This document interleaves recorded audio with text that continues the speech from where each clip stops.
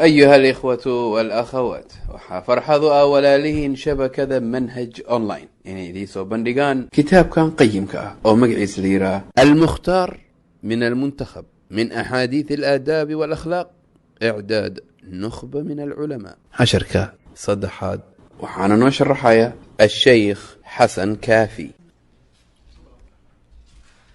الحمد لله رب العالمين وصلى الله وسلم وبارك على نبينا محمد وعلى آله وصحبه أجمعين. قال باب الصدق وهو باب يهي الصدق رنتي أي باب يهي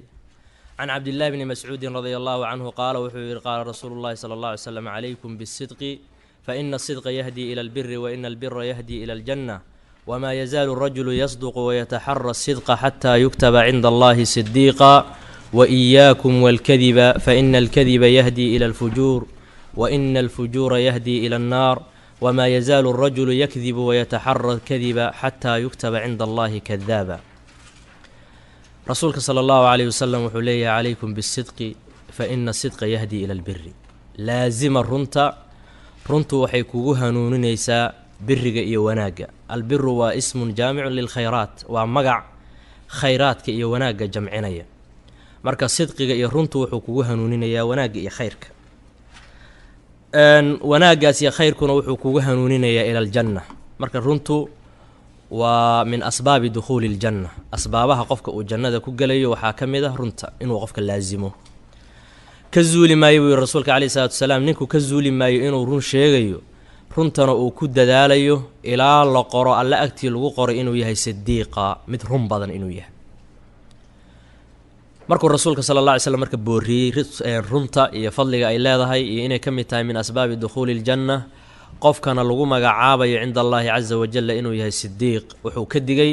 sifo aad iyo aad u xun oo ah alkadib, sifatu lkadib ayuu nebigu ka digay sala allah alay salam. wuxuu yidhi wa iyaakum walkadiba waxaan idinkala digayaa beenta, yacni beentaan idinkaga digayaa. fa ina alkadiba yahdii ila alfujuur beentu waxay qofka ku hanuunisaa faajirnimo inuu xuduudda sharciga tilaabo. fujuurkuna wuxuu ka soo horjeedaa albir oo waa magac jamcinaya sharta iyo xumaanada. qofka fujuurkana qofku wuxuu ku hanuuniyaa naarta. idan marka beentu waxay ka mid tahay asbaabaha qofka uu ku mudanayo cadaabka alla subxaanahu wa tacaala. wamaa yazaalu rajulu yakdibu wayataxara alkadiba xataa yuktaba cinda allahi kadaaba. ninku ka zuuli maayo inuu been sheegayo beenta uu ku dadaalayo ilaa alla agtii lagu qoro inuu yahay kadaab mid beenaale ah. wasfigaasuu qaadanayaa, magacaasuu qaadanayaa inuu yahay beenaale.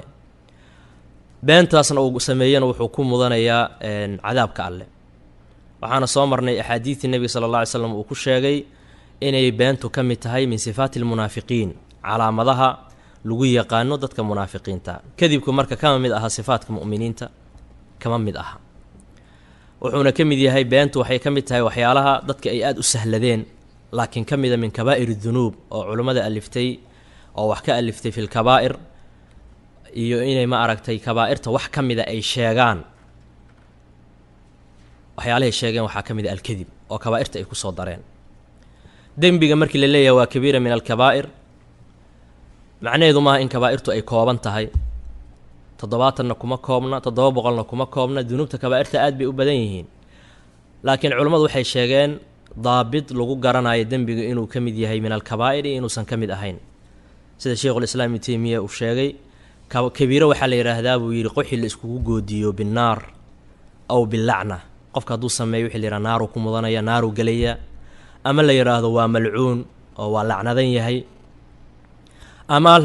laga ratibo xad min xuduudillaah oo xuduud laga oogayo sida sariqadii iyo shurbulkhamri iyo wixii la mid a oo xuduudda sharciga yani xuduud ku timid fi sharci. waxaa kaloo lagu daray inuu nebiga sala allahu alay slam ka beri noqdo oo yidhaahdo laysa mina nagama mid aha, ama la yidhahdo fa ina muxamedan barii'un minhu, nebi moxamed sala alla alay slam beri buu ka yahay qofkii waxaa sameeya. ama laga ratibo bilqadab inuu ilaahay u caroonayo qofkii waxa iyo waxaa sameeya ama dunuubtaa gala. waxyaala saasay culammadu tilmaameen inay daabit u tahay alkabaa'ir. markii beenta loo yimaado marka ama alkadib daabitkaasay soo hosgelaysaa. alaa lacnatullaahi cala alkaadibiin, ilaahay waa lacnada subxaana wa tacaala kuwa beenaalayaasha ee beenta sheega. waxaa kaloo laga ratibay qofka inuu naar gelayo oo naar uu ku mudanayo beenta uu sheegayo wa ina nabi xadiidkanina ku jirtaa oo rasuulka sala allah alay slam wuxuu yidhahday kadibka qofka wuxuu ku hanuuninayaa fujuurkana wuxuu ku hanuuninayaa naar marka kadibku waa min kabaa'ir dunuub asoo haddana min kabaa'ir dunuub ah ayaa haddana waxay tahay sifo liidata oo aad iyo aad u hooseysa xataa mushrikiinta qaarkood agtood beentu waa wax liitay ka ahayd mushrikiintu been ha sheegaan kadaabiin way ahaayeen laakiin haddana maca daalika sifatulkadib inay ku sifoobaan ama qofka laga naqliyo laga guuriyo wuxuu u dareemaya inay tahay sifo liidata agtooda wax fiican kama ahayn arrintaana waxaa tusinaya abu sufyaan radia allaahu canhu intuusan islaamin ka hor markuu la kulmay hiraql oo hiraql uu weydiiyey su-aalihii nebiga ku saabsanaa sala allahu calayhi wasalam hiraql wuxuu sameeyey odayaalow gadaal fariisiiyey odayaasha qoraysh ka mid ah markaasuu wuxuu yidhahda hadduu been sheego ii ishaara inuu been sheegay ii tilmaama abu sufyaan uu marka wareysanayay abu sufyaan wuxuu yidhahday maalinkaas inaan been sheego iima diidin ilaa cabsi aan ka baqaya in layga naqliyo oo la yidhahdo odagii abu sufyaan aha beenuu sheegay markuu hiraql u warramayey markaasna mushriga u ahaa haddana maca daalika wuxuu iska ilaalinayay inay u faafto ay yacnii ay mashhuur noqotay u caanbaxdo inuu been sheegay taasuu iska ilaalinayay marka beentu waa sifo aad iyo aad u liidata can xakiim bni xisaami radia allahu canhu can الnabiyi salى اllahu alay slam qaala nebigu wuxuu yidhahda albayicaani biاlkhiyaari maa lam yatafaraqaa albayicaani waa albaa'ic walmushtari labada wax kala gadanaysa wax kala iibsanaysa bilkhiyaari khiyaar ayay leeyihin khiyaar ku sugan yihiin labada wax kala iibsanaysa khiyaar bay leeyihiin maa lam yatafaraqaa haddaysan kala tegin intaysan kala tegin mid walbo labadooda ka mid a khiyaar buu leeyahay tafaruquna waa tafaruqu labdaan macnaha haddii jirkooda uusan kala tegin oo majliskii ay wax ku kala gateen ay ku sugan yihiin mid walbo ka mid a khiyaar wuxuu u leeyahay inuu ka noqdo beeci uu la galay midka kale fa in sadaqaa haddaysan ku heshiin markaa imdaa iyo socodsiin fa in sadaqaa hadday run sheegaan wabayanaa ay caddeeyaan buurika lahumaa waxaa loo barakaynayaa fii beycihimaa beecooda ayaa loo barakaynaya hadday labadooda run sheegaan kan wax iibinaya uu ka run sheego waxa uu iibinayo wabayanaa ay caddeeyaan oo wax khiyaanaa aysan samayn buurika lahumaa waxaa loo barakeeyaa fii beycihimaa beecooda waa loo barakaynaya kii wax iibsadana wuxuu iibsadaa loo barakaynaya kii wax iibinayana lacagtii uu yacni badeecadiisa uu ku iibiyaa loo barakaynaya wa in kadabaa hadday been sheegaan wakatamaa ay qariyaan muxiqad barakatu beycihimaa waxaa la tirtiraa oo la baabi'iyaa oo la nuqsaamiyaa beecooda barakadiisa maxqigu waxay culammadu ku fasireen inuu yahay nuqsaan iyo ibtaal labaduba inuu faa'iideynayo macnaha waxaa la baabi'inayaa ama nuqsaamaya beecii barakadii beecooda barakadiisa ayaa nuqsaamaya beecu wuxuu noqonayaa midaan baraka lahayn waa hadday qariyaan oo ay ka been sheegaan can ilxasan bni caliyin radia allahu canhuma qaala wuxuu yidhi xafidtu min rasuuli illaahi sala allahu alay slama nabiga calayhi salaatu wasalaam waxaan ka xifdiyey dac maa yariibuka ilaa maa laa yariibuk dac ka tag maa yariibuka wixii ku shaki geliya ka tag iska dhaaf ilaa maa laa yariibuk waxaan ku shaki gelin xaggooda aad haddii waxa aad ka shakiso ma xalaala mase waa xaaraam tawaruca wuxuu ku jira iyo waraca wuxuu ku jira qofka inuu ka tago wixii uu ka shakiyey ou aado wuxuusan ka shakisanayn fa ina asidqa runtu tuma'niinatun waa xasilooni runtu waxay leedahay tuma'niina qofka in qalbigiisu uu ku xasilo niyaddiisu ay ku degto wa ina alkadiba beentuna riibatun waa shaki beentuna waxay leedahay qalaq iyo qofka inuu shakiyo iyo niyaddiisa iyo maskaxdii iyo qalbigiisu inuu degi waayo waa calaamadaha lagu kala garanayo runta iyo beenta qofka hadduu been sheego qalbigiisu kuma degana mana ku xasilayo kalsoonina kuma qabo laakiin hadduu run sheego tuma'niino iyo xasilooni iyo wuxuu dareemayaa raaxatu nafsi ayuu dareemayaa marka rasuulka sala alla alay slam wuxuu leeyahay wix haddaad ka shakisa ka tag oo waxaadan ka shakin aad xadiidkan wuxuu la mid yahay xadiid nucmaan ibni bashiir radia allahu canhumaa oo imaamu albukhaari iyo muslim labaduba ay soo saareen oo nebigu sala allahu alay wasalam uu yidhaahday ittaqi shubuhaat shubuhaadka iska ilaali faman ittaqa shubuhaat faqad istabra'a lidiinihi wa cirdihi qofkii shubuhaadka iska ilaaliya qofkaasi wuxuu beri yeelay diintiisa iyo sharaftiisa labadaba marka wixii haddaad ka shakiso oo yacni shaki kaa galo ma xalaala mase waa xaaraam waxaa yacni kugu badbaadadu adiga ay kugu jirtaa inaad ka fogaato oo wixii yaqiinayd hubto aad qaadato inaad yaqiinta qaadato shaahidka xadiidkana waa qeybta dambe fa ina sidqa طuma'niina wa ina alkadiba riiba. baabu lmubaadarati biاlacmaali qabla duhuuri اlfitan wuxuu baabu yahay acmaasha in lala degdego intaysan fitanta daahirin ka hor. fitantu intaysan soo daahirin ka hor qofka inuu acmaasha iyo khayrkii wanaagga uu la degdego usan dib dhigan. can abi hurayrata radia allahu canhu ana rasuula اllahi sal slm qaala nabig wuxuu yihi baadiruu biاlacmaali acmaasha la degdega fitanan fitan kala degdego kala hormara ka qiطaci leyli اlmudlimi fitantaasoo ka qiطaci leyli almudlimi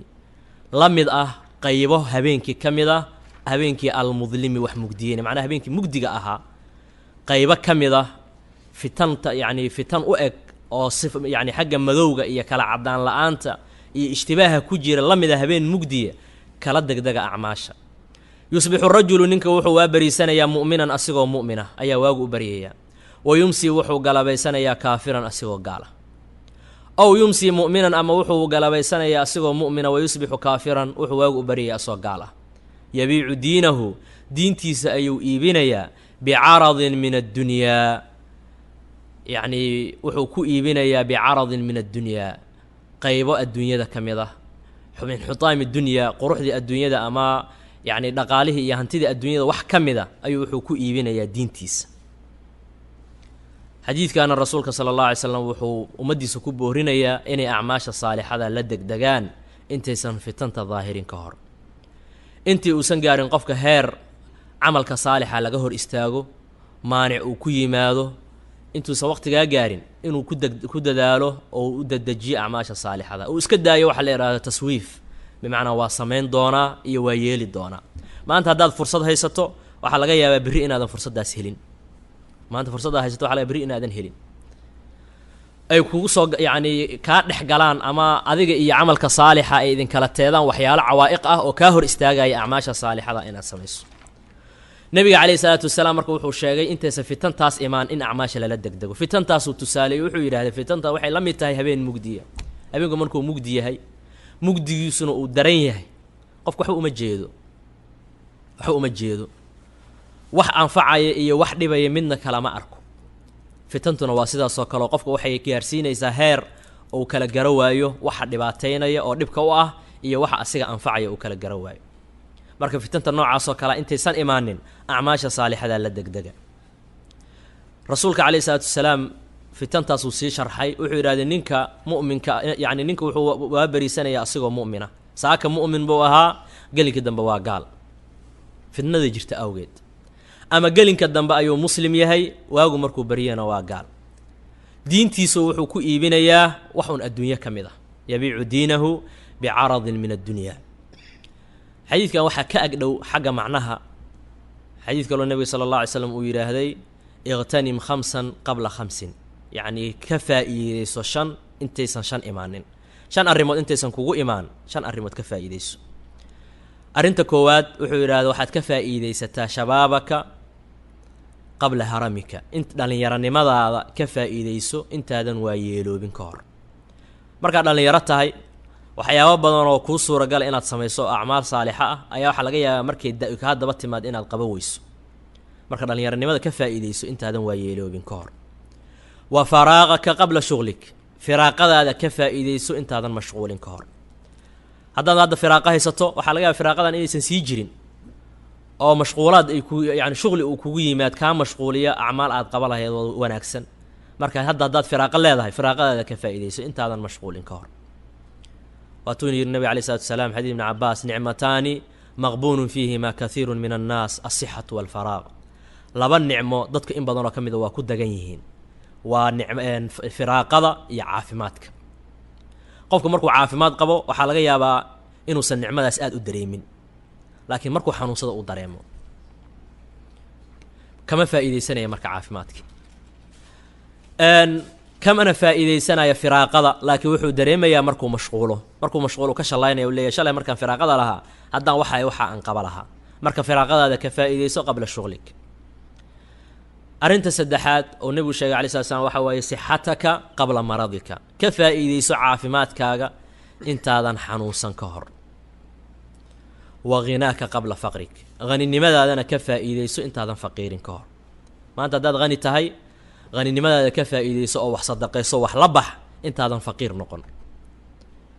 oo hadhowta aadan ku shallaayin haddaan hanti haysa lahaa waxbaan la bixi lahaa waxbaan sadaqaysa lahaa wa xayaataka qabla mowtika noloshaada ka faa'iidayso geeridaada horteed yacni intaadan dhiman ka faa'iidayso noloshaada xadiidkaas iyo xadiidkan waa isa shabahaan labaduba nabiga calayhi salatu wasalaam wuxuu ummadda ku boorinayaa inay fursadaha ka faa'iidaystaan oo fursadda ku soo marta waa fursad qaaliya aadan dayicin oo aad ka faa'iidaysato can abi hurayrata radia allahu canhu ana rasuula allahi sal slam qaala nabigu wuxuu yihi baadiruu bilacmaali acmaasha kala degdega sitan 6 arrimood kala degdega acmaasha oo intaysan imaanin acmaasha saalixada la degdega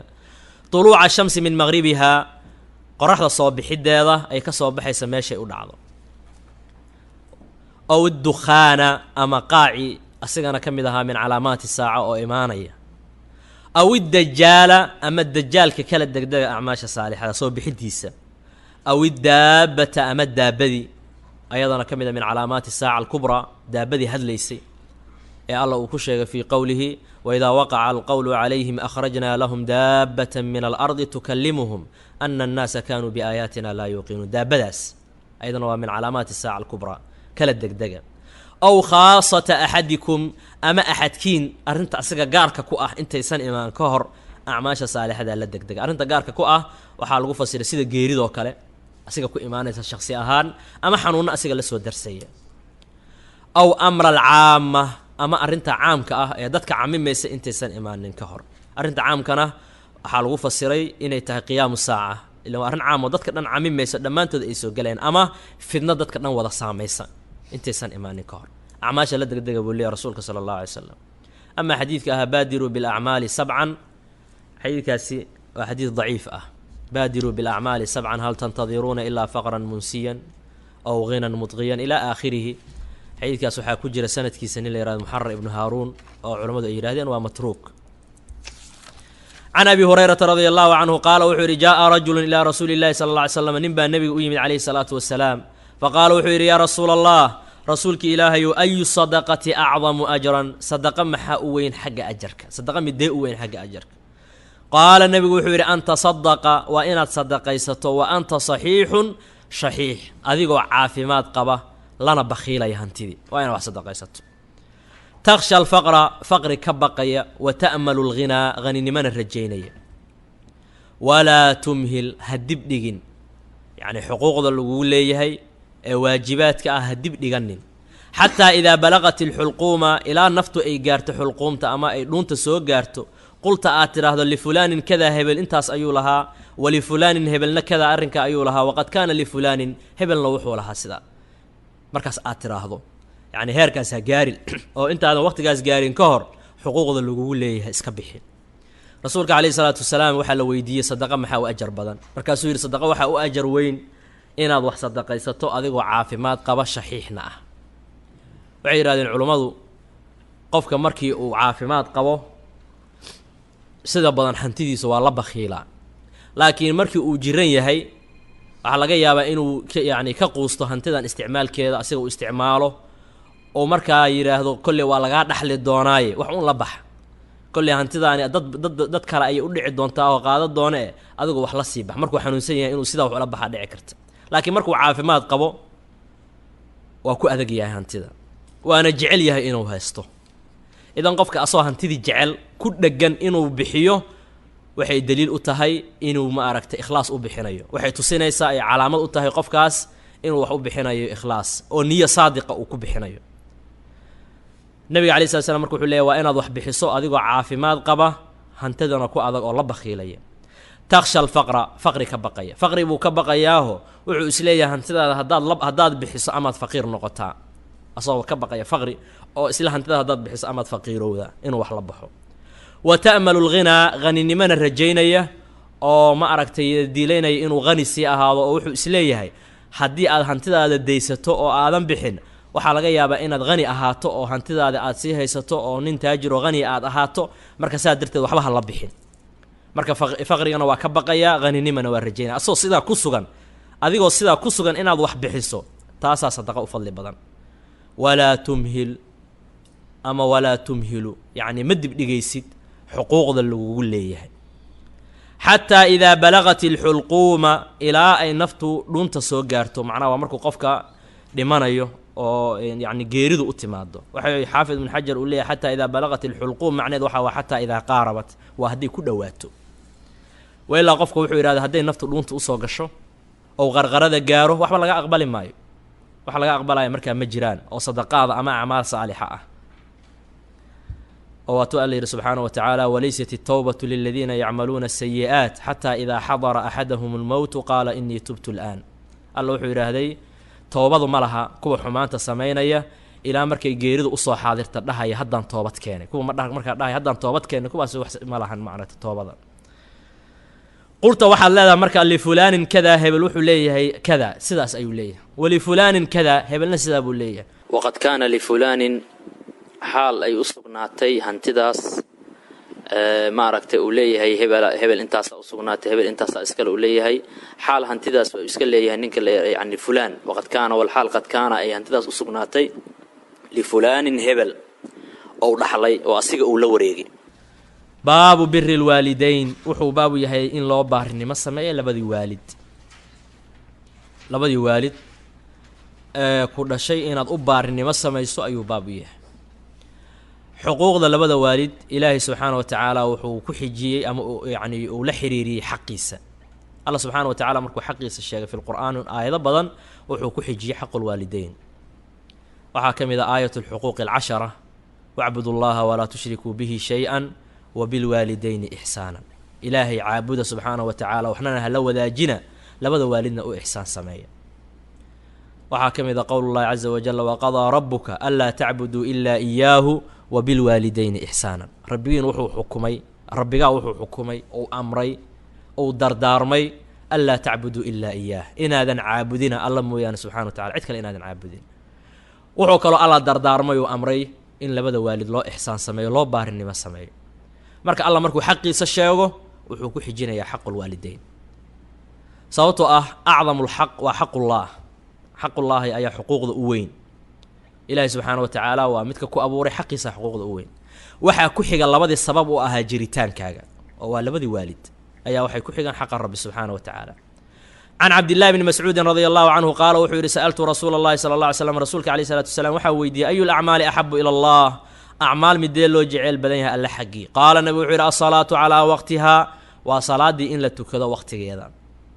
qultu waxaan idhi uma ayun, kadibna maxaa ku xiga. qaala nabi wuxuu yidhi uma biru lwaalidayn, kadib waxaa ku xiga in labada waalid loo baarinimo sameeyo. qultu waxaan idhi uma ayun, kadibna qaala wuxuu yidhi aljihaadu fii sabiili illaah, waxaa ku xiga aljihaad fii sabiili illah. qaala wuxuu yidhi xadaanii bihinna, nebiga ayaa ii sheegay arrimahan. waxaa dhahaya ibnu mascuud walow istazadtuhu, haddaan ka ziyaado dalbi lahaa rasuulka lazaadanii waa ii ziyaadi lahaa. haddaan dhihi lahaa uma ayun waa iigu dari lahaa, laakiin aniga sida ku kaaftoomay intaas. saasuu leeyahy cbdullahi bn mascuud radi allahu canhu. su-aasha koowaaduu weydiiyey waxay ahayd acmaal alla muxuu u jecel yahay, alla xaggii acmaal maxaa loogu jecel yahay. wuxuu yidhahda waa salaadda in waqtigeeda la tukado. maxaa ku xiga. nebigu wuxuu yidhaha alayh salatu salaam in labada waalid loo baarinimo sameeyo, waa biru lwaalideyn. kadibaa waxaa la sheegay aljihaadu fii sabiili illah. lidaalika jihaadka waxaa shuruudiisa ka mid ah idnu lwaalideyn, in qofka labadiisa waalid ay u idmaan oo ay u ogolaadaan. can abi hurayrata radia allahu canhu qaala wuxuu yidhi jaa rajulu nin baa u yimid ilaa rasuuli llahi sal slam faqaala wuxuu yidhi man axaqu nnaasi, dad yaa ugu xaqnimo badan bixusni saxaabati, yacni saaxiibnimadeeda wanaaggeeda yaa dad ugu xaqnimo badan, inaan suxbadiisa wanaajiyo yaa dadka ugu xaqnimo badan. qaala nebigu wuxuu yidhahda ummuka, hooyadaabaa u xaqnimo badan. qaala wuxuu yidhi uma man, kadib yaa ku xiga. qaala wuxuu yidhi uma ummuk, kadibna hooyada. qaala uma man, qaala uma ummuk, 3 jeer hooyada sheegay. qaala wuxuu yidhi uma man, qaala uma abuuka, kadibna waxaa ku xiga aabbaha. 3 jeer ayaa xaqul la hormariyey oo nabiga alayh salatu salaam uu ku celceliyey. marka 3aad ayuu wuxuu yidhahda uma abuuka. waxaa xaqa hooyada 3 jeer loo sheegayo waxay tahay, culimmadu waxay yidhaahdeen hooyada dhibka ay kaa marayso waa ka badan yahay dhibka aabuhu u marayo. 9 bilood ayay sida qaalibka ximbaar yani caloosha ku sidaa, kadib way foolanaysaa, fooshuna waa dhib badan tahay, rafaad badan ay ka maraysaa. kadib waxa way nuujinaysaa, ayadaa korinaysa. haaliban waxa guriga la jooga waa ayada. tarbiyada waladka aabbaha waa la wadaagtaa. raciyada iyo marka dhowridda iyo ilaalinta hooyadu waa ka badan tahay midda aabbaha. macnaha kale oo aabbaha yacni hooyada aabbaha looga hormariyey waxay culamada qaar ku sheegeen way ka daciifsan tahay oo waxaa laga yaabaa aabbaha haddii xataa aad isku waasho inuu xaqiisa kaa dhacsan karo waa nin raga laakiin hooyada waxaa laga yaaba inaad itaal sheegato ood u awood sheegato ila waa dumar waa daciif saa darteeda xaqeeda la adkeeyey 3 jeer nebiga sala allahu calay wasalam uu ku celceliyey uma qaala uma man qaala uma abuuka kadibna wuxuu yidhahda aabbaha وعن أبي هريرة رضي الله عنه عن النبي صلى الله عليه وسلم قال وحير رغم أنف ثم رغم أنف ثم رغم أنف يعني وحا أفكيس سنكيس وبوروبي أو سنك عيد دقشتي أو ليدنانو أي كل عضي 3 جربو كعلي قيل وحالي من يا رسول الله يا واي رسولك إلهي وقفك دلوبي أو دلقاس أو كل عي قال وحير من أدرك أبويه وقفك لبدي سأب صوها ليلا معناه أبويه وحلق وضع وهوي أبو من باب التغليب ممن أدرك أبويه قفك لبدي سوالد صوها ليلا وسوق جارة عند الكبار وينك أكتي مركي لبدو والد ويلوبان يدأ النقضان قفك سوق جارة أو أحدهما متكود قفك سوق جارة أو كليهما أمل لبدو ذا فلم يدخل الجنة جنة أنجلين أو بسببهما أن جنة كوجلين قفك أصواي قفك الدلوبي وأن النبي عليه الصلاة والسلام مركي وجبريل عليه الصلاة والسلام وحباري ويراد قفك لبدي سوالد صوها ليلا أو سببته أن جنة كوجلين أبعده الله النبي عليه الصلاة والسلام وحير هذا آمين الله فوقيه ويري جبريل رسولك عليه الصلاة والسلام وحير هذا آمين مركي جبريل نوى دعائي نبي محمد صلى الله عليه وسلم نوى آمين سيد أفضل الملائكة أيات دعائي أفضل الخلق نوى آمين سيد ورسولك عليه الصلاة والسلام وقفك لبدي سوالد صوها ليلا أو دأك صوها ليلا أما متكمدة بسببه ما أنا جنة كوجل وحلو لي عند الكبر وحيت والدكم مركو ويلو waxyaabo badan oo culeysyo ah ayuu la imaanayaa oo intuusan waayeeloobin uusan lahayn qofku markuu da' noqdo dulqaadkiisu waa yaraanaya sabarkiisu waa yaraanaya sheegashadiisu waa badan tahay xanuunadiisu waa badan yihiin waxyaabo badan ayaa qofkii la soo darsaya culeyskaas marka adiga kugu imaanaya waxaa lagaa rabaa inaad ixtisaabato waalidka u baarinimo samayso hadalladiisa aadan dhibsan dalabaadkiisa aadan dhibsan haddaysan wax sharciga khilaafsan aysan ahayn sharciga khilaafsan haddaysan ahayn inaadan dhibsan ood u baarinimo samayso waxuu kahanayana inaad ka ilaaliso wuxuu dhibsanayo waalidka inaad ka dhowrtood ka ilaaliso allah wuxuu yidhaha subxaanahu watacaala imaa yablughanna cindaka alkibara axaduhumaa aw kilaahumaa falaa taqul lahumaa uf haddii axadkood ay da'du soo haleesho midkood ama labadooda ama mid ka mid ah ha dhihin uf ha ku dhihin falaa taqul lahumaa uf بمعنى وان دبسنا هذا الكاغا أتضجر يوحلا مذا هديهم ولا تنهرهما هنا عنانن الحافظ ابن كثير مركو آيدا في السري وحو هذي قول حنها كلهن فعل حنها كلهن معناها قولك حن وحاوي أفها كلهن فلا تقول لهما أف ولا تنهرهما وحاوي ويراد إنك أنت أتكو تاكتو أو تكو إشارتو أو فرها أتاكتو موجسة إنك دبسنا يسوي حوالدك أولية قول حنها كإلالي فعل دبسنايانا كإلالي هدي مركا أف للديدي وبمعنى أتضجر هذا الكاغان دبسنايا أما وركان وايد دبيا إن اعتراحة والدك والديدي وحا كسيفك وركا كولن إن اعتراحة إن الهوس وهذا الشط قنون عضانا أيضا واللمد وددك هدي الجيرة إن بدنا كميدا هدي والدك عنانتو أما هذا الكلغو كله ليه هوس وقوحيا ورو هوس وليه والدك أسان مغلينين أيضا لفتر كيدو والنوع كميدا عسيانك والدك اللي عاصني maxay waxaas aad hoos u tiri ma cayday ma amaantay maxaa tiri waalidku waxba galaya hadalladaas aad hoos u leedana waxay muujinayaan inaad raali ka ahayn laakiin waxa la rabaa inaad dulqaad muujiso hadal wanaagsan aad ku tiraahdo ay waxa ku canaantaan waalida lagu yahay qof la dhala ayaa tahay laakiin inaad jawaabto ma ahan hadal ay dhibsanayaan aad ugu jawaabto taa bedelkeeda Allah subhanahu wa ta'ala wuxuu amray hadal wanaagsan iyo ficil wanaagsan in loogu bedelo وقل لهما قولا كريما وحد كتر هذا بوير هذا الوناكسن واخفض لهما جناح الذل من الرحمة وحد هوس أورار عسان قرب دلي معناها وحاوي هوس اسكو ديغا والدك ها موجين إناد كسر ريسو ها موجين إناد كأود بدنتهاي هوس اسكو ديغا والدك وتواضع وفعلك قولك حق قولك أن الله حراد وحد كتر هذا قولا كريما هذا الوناكسن والدك كله مرك حقوق الوالدين آذي وينته بر الوالدين وآذي وين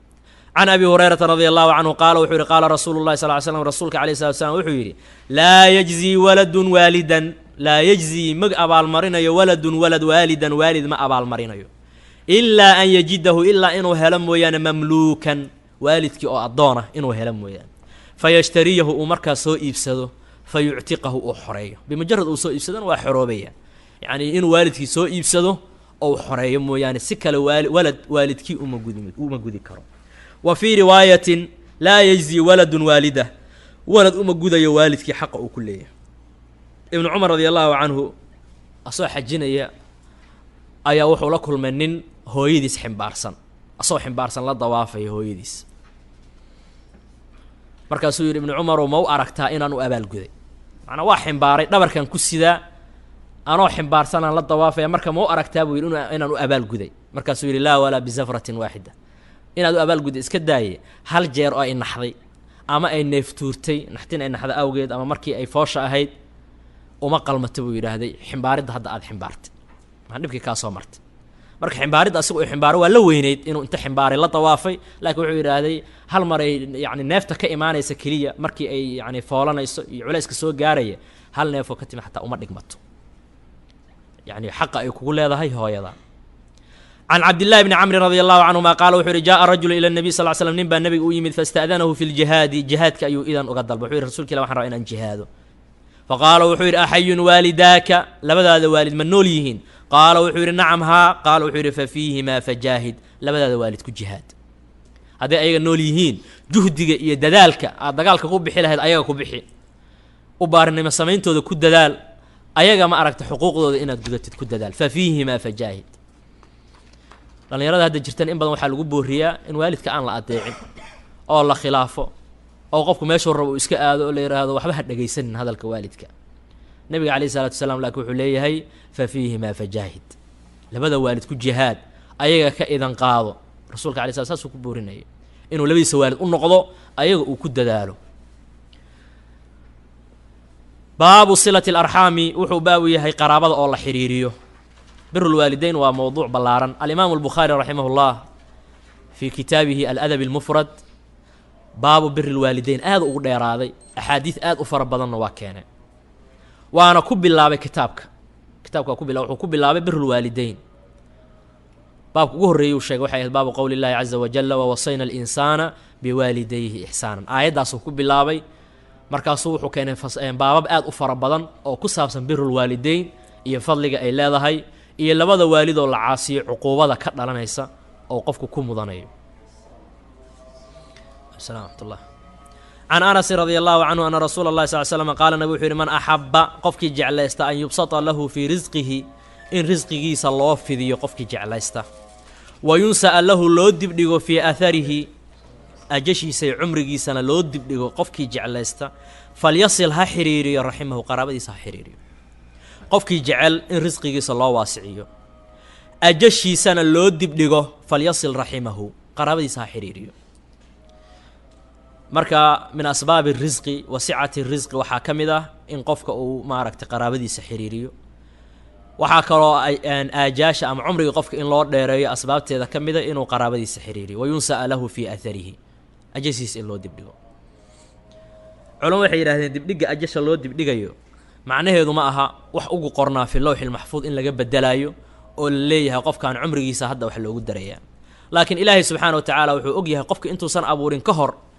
in qofkan uu noqon doono qof qaraabadiisa xiriiriya iyo inuusan ahaanin qofkan qof qaraabadiisa xiriiriya haddii marka qofkaasi uu yahay qof qaraabadiisa xiriiriya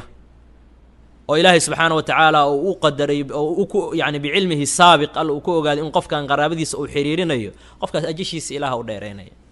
laakiin wax laga bedelayo waxay yidhaahdeen waa suxufta iyo warqadaha oo ku jira biaydi lmalaa'ika yacni gacmaha malaa'igta waxaa le qofka hadduu qaraabadiisa xiriiriyo cumrigiisu waa loo dheereynaya waa loo waasicinaya wayunsa'a lahu fii aharihi falyasil ha xiriiriya buu yidhi raximahu qaraabadiisa ha xiriiriyo silat larxaam ayaduna waa waajib in qaraabada la xiriiriyo can caaishata radi allahu canha qaalad waxay tihi qaala rasuulu llahi sala allah alay slam nabiga alay slat slam wuxu yihi alraximu mucallaqatun bilcarshi raximka iyo qaraabanimadu waa mid lagu xiray oo laga raariciyey carshiga mid ku dhegan w taquulu waxay leedahay raximkii man wasalanii qofkii i xiriiriya wasalahu llah allah ha xiriiriyo waman qaطacanii qofkii i gooya qaطacahu llah alla ha gooyo axaadiida qaarna waxaa ku jirta inuu allah subxaana wa tacaala leeyahay amaa tardayna an asila man wasalaki wa aqtaca man qatacaki ma waadan ku raali noqonayn inaan xiriiriyo qofkii ku xiriiriya oo aan gooyo qofkii ku gooya macnaa raximkii iyo qaraabadii can cabdillahi bni camrin radi allahu canhuma can الnabiy sal ly slm qaala nebigu wuxuu uhi laysa alwaasilu bilmukaafi'i waasilka ama midka qaraabadiisa xiriiriya ma aha midka midka mukaafi ah ee ka abaalgudaya wanaag loo galay ma aha walaakin alwaasilu laakiin waasilku alladii waa midka idaa qatacat raximuhu haddii qaraabadiisu ay gooyaan wasalahaa xiriirinaya marka qofka qaraabadiisu ay gooyaan markay gooyaan qofka xiriirinaya kaas waaye waasilka xadiidka nebiga alay slat slam wuxuu sheegayaa wax dadka in badan ay u yaqaanaan inay qaraabo xiriirin tahay inaysan qaraabo xiriirin ahayn taasna waxa waaye qofka qaraabada kula ah markii uu ku xiriiriyo haddaad xiriiriso markii uu ku gooyana aad tiraahdo asigaba ima xiriirin aniguna ma xiriirinayo qofkaasi waasil ma ahan midka mid qaraabadiis xiriirima ee waa mukaafi waa nin abaal loo galay gudaya waa nin markii la xiriiriyo asiga xiriir lala sameeyo wax xiriirinaya markii wax la siiyo wax siinaya laakiin haddii xiriirka laga goosto goynaya kaasi ma aha waasil waasilka waa kee marka waa midka markay qaraabadu gooyaan xiriirinaya markay ayaga jaraan xiriirinaya nin baa nebiga u yimi sala allahu alay wasalam markaasu wuxuu yidhahda rasuulka ilaahayo aniga waxaan leeyahay qaraabo uxsinu ilayhim wa yusii'uuna ilaya waan wanaajinayaa ayaguna waa i xumaynayaan way igu xadgudbayaan anigoo waa u dulqaadanaya marka aniga waa xiriirinaya ayagana waa i jarayaan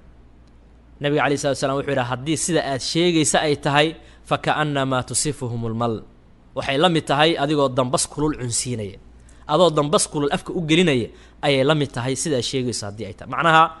goynta ayagu ay ku goynayaan dembiga ka soo gaaraya waxay la mid tahay ayagoo dambas kulul cunaya laakiin adiga xiriirinta aad xiriirinayso waa cibaada hadday ku gooyaan iyo hadday ku xiriiriyaanba waxaa la rabaa mar walba inaad adiga xiriiriso oodna u xiriiriso taqaruban ila allahi caza wajal adoo ilaahay ugu dhowaanaya qaraabadaada inaad xiriiriso oo aadan gooynin qofka qaatica ah ee qaraabadiisa gooyana jannada geli maayo sida nebigu sheegay sala allah alay slam laa yadkhulu ljannata qaaticu raxim taas uu rasuulka alay slatu salaam jannada geli maayo qofka qaraabadiisa jara oo qaraabadiisa gooya axaadiistii marka